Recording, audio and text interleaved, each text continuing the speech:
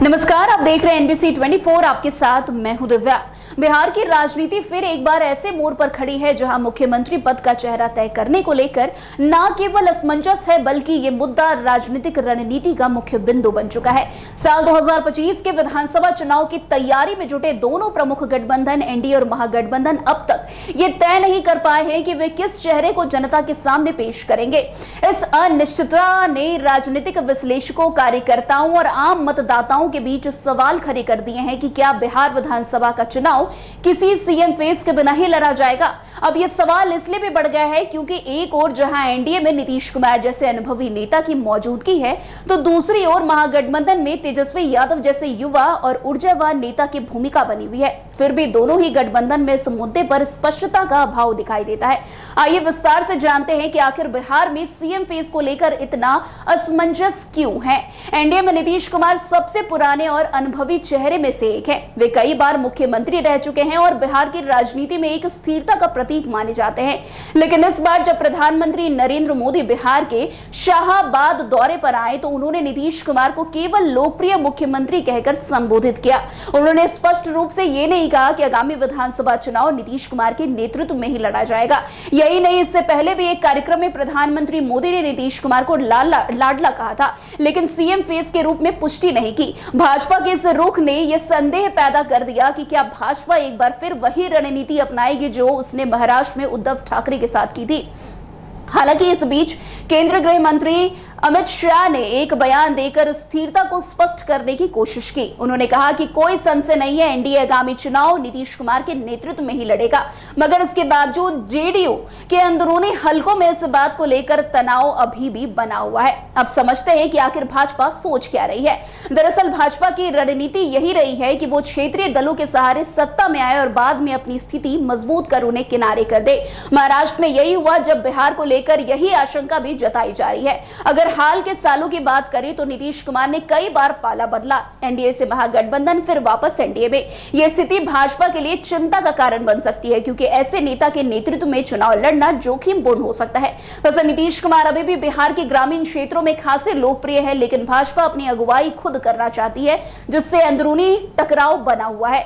वैसे महागठबंधन की तरफ रुख करे तो यही स्थिति वहां पर भी बनी हुई है। 2020 के विधानसभा चुनाव में जहां तेजस्वी यादव को मुख्यमंत्री पद के उम्मीदवार के रूप में प्रोजेक्ट किया गया था, तो वहीं 2025 के चुनाव में कांग्रेस उस पर राजी नहीं दिख रही है। कांग्रेस सूत्रों का साफ कहना है कि तेजस्वी यादव के खिलाफ कई आरोप है और उन्हें चेहरा बनाना पार्टी के लिए नुकसानदायक साबित हो सकता है। कांग्रेस का साफ मानना है कि तेजस्वी पर भ्रष्टाचार और पारिवारिक वंशवाद के आरोपों के चलते जनता में उनकी छवि कमजोर हुई है।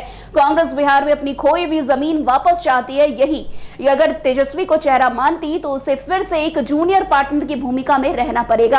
और ये गौर करने वाली बात है कि राहुल गांधी ने बिहार के 5 दौरे किए, लेकिन किसी भी मंच पर तेजस्वी यादव को मुख्यमंत्री पद के उम्मीदवार के रूप में घोषित नहीं किया।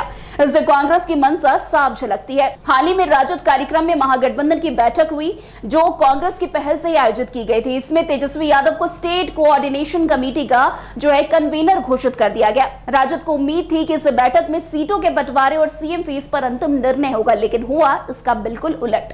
कांग्रेस ने नेतृत्व का समर्थन तो किया, लेकिन चेहरा घोषित करने से साफ इनकार कर दिया।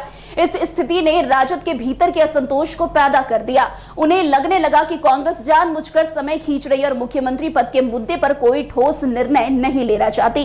अब राजग और जेडीयू प्रवक्ता नीरज कुमार ने हाल ही में स्पष्ट किया कि 2020 से 2030 तक एक बार फिर से नीतीश का नारा लेकर चुनाव लड़ा जाएगा। साथ ही उन्होंने भाजपा को भी स्पष्ट चेतावनी दी कि जो जिधर देखेंगे उधर सत्ता चल पड़ेगी। यह बयान भाजपा के लिए एक राजनीतिक संकेत भी था कि नीतीश कुमार को नजरअंदाज करना गठबंधन की एकता पर असर डाल सकता है।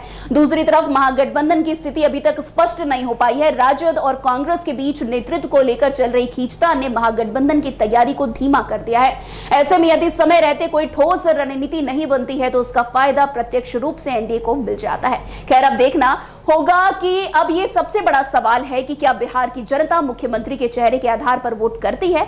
कुछ हद तक हाँ, क्योंकि नीतीश कुमार की लोकप्रियता ने उन्हें लंबे समय तक सत्ता में बनाए रखा है। तेजस्वी यादव की रैलियों में उमड़ती भीड़ भी इस बात का संकेत है कि जनता नेता का चेहरा देखती है, लेकिन जातीय समीकरण, विकास कार्य और गठबंधन की रणनीति भी उतनी ही महत्वपूर्ण है। अब बिहार विधानसभा चुनाव के लिए अभी बहुत कुछ तय नहीं हुआ है, चाहे वो सीएम फेस हो, सीटों का बंटवारा हो या गठबंधन की रणनीति हो।